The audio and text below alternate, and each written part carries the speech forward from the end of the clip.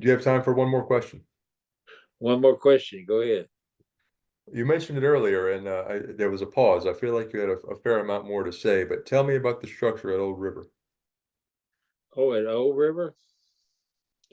Well, my first trip on a riverboat, they were talking about that place. That was 1973, and they almost lost Old River. What's his name? A wonderful writer. I can't think of his name right now. You'd know him. We used to write for the New Yorker all the time. He wrote a book called The Control of Nature. That's this wonderful, big, thick book about the geography or the geology of the Western United States. That is just a classic. It reads like poetry, and I can't think of his name for some reason. But he wrote about that event about at the time, and John since then, John McPhee. John McPhee. That's who it is. Yes, John McPhee, and he wrote about that, and he well, he wrote about it, I think they built the auxiliary structure, and they have a power plant up above Black Hawk Point that fits in the hole there. So it's like a Swiss cheese, that part of the country. And there's one gentleman whose name I also can't remember, who wrote an excellent book about it, and I agree with him that I'm not sure that's sustainable. That the river is going to do gravity is going to do what it does, and this unnatural channel that we have from Baton Rouge to the sea, this delta, is probably going to be replaced by, something the river chooses instead. We're holding on to it desperately, because so much of our commerce is invested in that. But I'm not sure that it's sustainable. I'm really not. I kind of doubt that it does. I don't want to be around when it happens, though. When the river breaks through and heads down the Atchafalaya to the sea. What would happen in that instance, Oh, based on your understanding? it'd be a mess. It would tear up everything, and of course Morgan City would pretty much disappear, and a lot down that river. But you know, we've lived for since the World War II with an alluvial river, with a point bar uh, channel scheme that, in its natural state, you know, cuts off bends and just tears up the land, in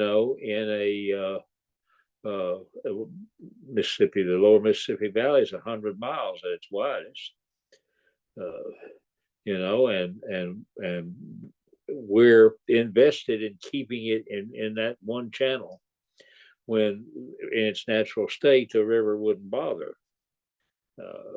And if something like that happened, you change the river. In my experience is that you make a change in one place, there's a reaction somewhere else, either down the river or up the river. You know, and if that happened, if it decided to do what rivers naturally do, and choose the shorter route to the sea. Last time it did it was 500-600 years ago when it cut the channel that we're operating through now, and cut off the Lafourche Bayou, that particular uh, uh, delta. When that happens, then it's gonna ripple up the consequences of it are going to follow up the river.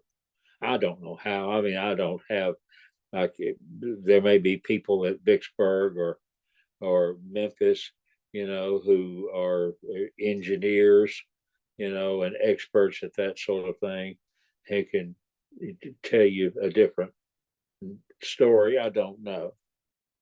I really don't know.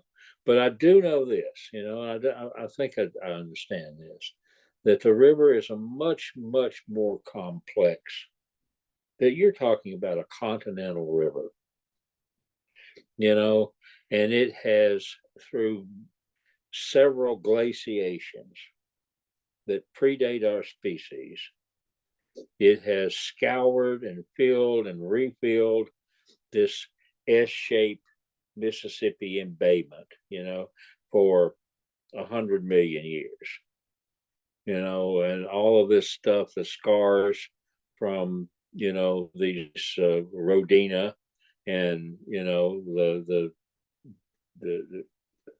big uh, previous continents that, have changed over the year. This is when every shovelful, and there's nothing uniform about this stuff. Every shovelful of alluvium, indicates it, or is a weather event or several weather events somewhere else. And it's enormously complex. And I really think that we're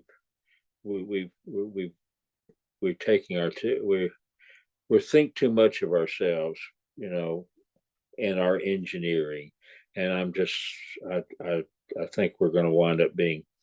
Plus, we've got to sustain the cost of it, which is terribly expensive. Right now, we're the hegemonic power in the world. How long will that continue? I don't know.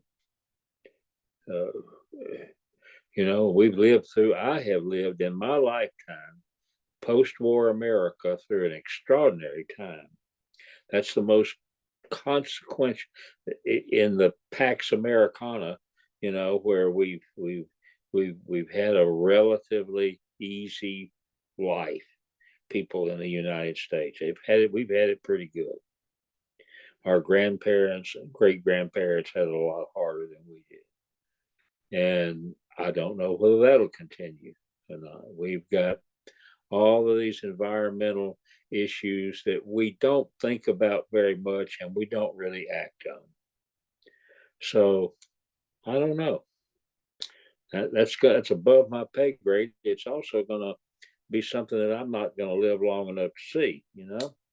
That's going to be my grandchildren and my great grandchildren that are going to have to contend with a different world than the one I have, the one I've enjoyed. And that's your question. A little bit. Do you think this family tradition will continue? My family tradition? Yes, sir. Oh, I don't know. I mean, well, my stepson's a river pilot. He just got married to this wonderful, beautiful woman in New Orleans. There, he might not, if they start having kids, he might not want to do that stuff anymore. And I hope he can find ways not to. He probably, first time he caught a boat, he was probably wearing diapers. You know, so you might say it's in his blood, but but that's not an easy way to live, especially if you've got children and family. It can be pretty tough. You have to be, you know, I think I was the kind of guy who, you know, did it because I wanted to get away from all of that. And I was just one of these people who could be happy, with a lot of solitude. Not always, but most of the time. And not everybody is like that. So I don't know. I don't know whether that's going to wind up being a family tradition or not. The only person I know in my family, there used to be a Harvey Greer that worked for ACBL when I did, and Harvey was from Alabama. But every time we got around one another, we'd try to figure out if there wasn't some horse thief in common that we had, that might have caused all of that misery. And the only one I can figure is I had a cousin that actually did time in prison back in the early 30s for rustling cattle across Giles Cutoff from Marengo Bend across Rival Point over to the Mississippi side. He probably corralled them in the Devil's Punch Bowl somewhere like that, and he got caught. And he did a little time. I don't know how much time. I never did meet him, just a distant cousin. But genetics is like that. Absolutely. This has been a production of Where You At Studios, LLC.